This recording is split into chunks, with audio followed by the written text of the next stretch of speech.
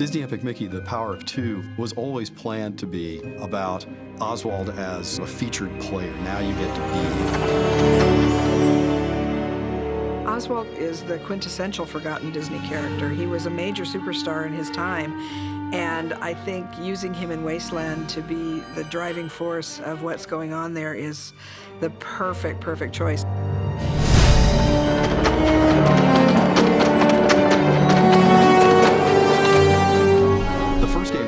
About reintroducing Oswald, reminding the world who he was. In The Power of Two, we really can have this relationship develop in ways that we couldn't before.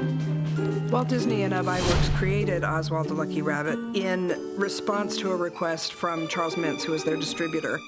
They wanted a new character and created a cartoon called Trolley Troubles.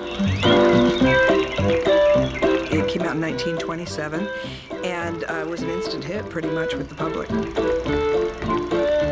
the cartoons Walt and Ub Iwerks made, he's always had an amazing sort of plastic quality. He can take his head off and roll it around like a bowling ball. He can break down into a dozen little versions of himself. He was constantly using his ears. He would wind them up like a helicopter, or he'd use them as an oar. We wanted to use some of those things that Walt and Ub created as gameplay elements.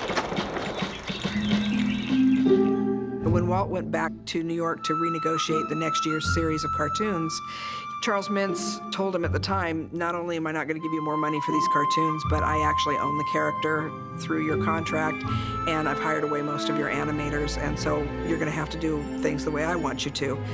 And Walt wasn't about to do that, and so he was just devastated.